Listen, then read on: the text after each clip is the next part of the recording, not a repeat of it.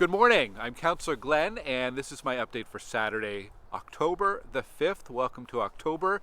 This morning I'm at Alfred McCoy Park, and the reason I'm here is because later on this morning around 11 a.m. we're going to be doing a official naming ceremony for the park.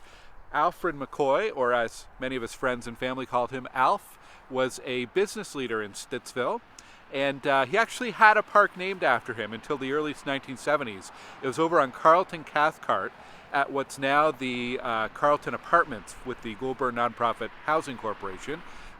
When they built the apartments, though, they replaced the park with the apartments. And a few years ago, resident Keith Hobbs pointed this out to us and said we really should find a spot to commemorate Mr. McCoy.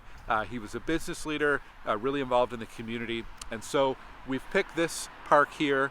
Used to be known as West Ridge Park B. It's on West Ridge Drive, and now it's named Alfred McCoy Park. So I hope you can join us for that ceremony, or just this weekend come check out the park. It's a pretty modest park. Like, it's a large open space with some trees lining West Ridge Drive.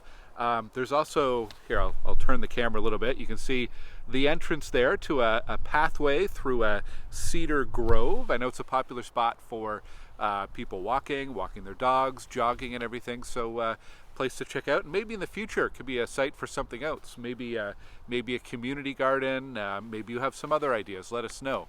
So Alfred McCoy Park. Lots going on today, including this afternoon, a great annual event. I think it's the third annual Treat Accessibly Halloween over on Baywood Drive. This is something that the neighbors put on, where they set up tables with Halloween treats at the end of their driveways for kids with special needs who can't really do Halloween on the evening of the 31st. There is a registration required. You can check out Treat Accessibly.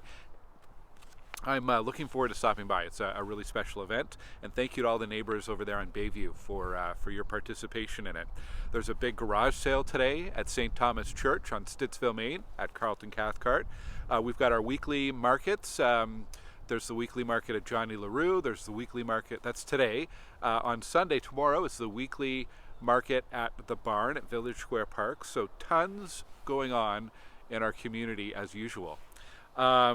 We've published our multicultural and current events calendar, so there's another calendar of events, and I wanted to mention that earlier this week we had Rosh Hashanah, which is the Jewish New Year, and that leads into Yom Kippur, a very important week for the Jewish community here in Ottawa. And I also wanted to mention, because I haven't mentioned in a while, our Welcome to Stittsville Newcomers Guide, which is available on our website at glengower.ca/welcome, or you can pick up a hard copy at our office. And what it is, it's a small booklet, about 28 pages or so, with information for people who are new to the community. How to get started in Stittsville in your first few days, your first few weeks, your first few months. So check that out, or please share it if you know anyone who is new to Stittsville. I think they'll probably find that information super useful. It's been a very, very busy week at City Hall. A big announcement you may have heard around LRT Lines 2 and 4. Lines 2 and 4, 2 is the one that goes from Bayview through Carleton U all the way down to Riverside South and Limebank. Line 4 connects from South Keys to the airport. So the final testing is set to begin on Monday. There will be 14 days of trial running, and they have to meet a minimum score, otherwise the 14 days starts over. So they need a rolling average score of at least 98.5% on-time performance over 14 days. And on-time performance is trains have to leave their station no more than 30 seconds outside of the scheduled time, so it's pretty strict. So 14 days. After that's done, then they have 7 days of kind of emergency and special operations drills. Then after that, there's another 3 weeks of final checks and configuration and getting all the regulatory approvals. So absolute best case is 6 weeks, so could be as early as mid-November, but it depends how the testing goes. But that's a big milestone to be starting that trial running on Monday. That's awesome. This week, our 3-item limit started with waste collection, and I think so far it's gone fairly well. Thank you to everyone for participating, for doing your part in reducing the amount of waste going to our landfills. There is lots of information online if you have a question about that. I also wanted to mention, although I haven't heard any reports so far, we do anticipate, just based on experience that we've had in other cities, that there will be some illegal dumping. You know, people bringing household garbage to parks, or people leaving bags at the side of a ditch or something.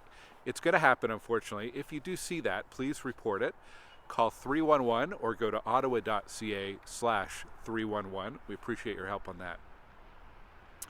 This Tuesday coming up, if you're interested in the city's comprehensive zoning bylaw, it's a big project that's continuing into 2025. There's a workshop, an in-person workshop on Tuesday. This is for West End, for Canada and Stittsville.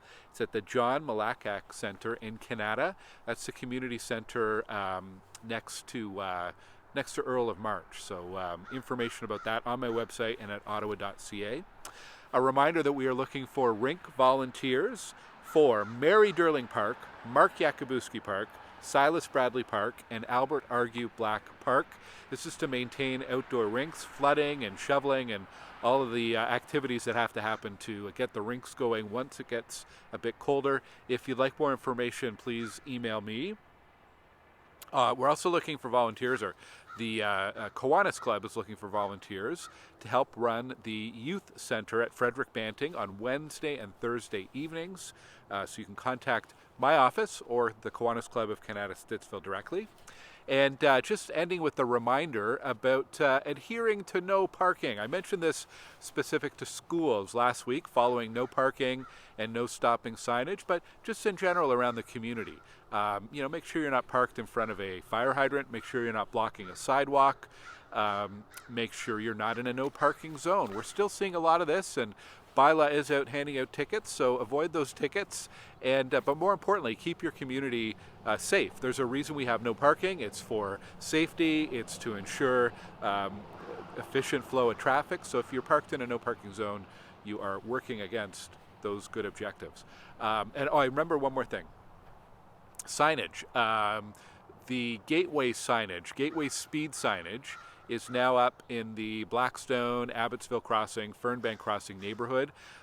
You'll see now it's 40 kilometers on all the streets between Terry Fox and Robert Grant Avenue. So Rouncey Road is now 40 kilometers, Cranesbill 40 kilometers, Abbott Street 40 kilometers in that area, and Cope Street as well, 40 kilometers an hour. So and that signage is at the perimeter of the neighborhood, and it means that police can enforce now that 40-kilometer signage on every street in that neighborhood, whether there's a speed sign up block by block or not. So, good stuff. Hope you have a great weekend. Looks like another beautiful weekend. Thank you for watching, and I'll talk to you here next week. Take care.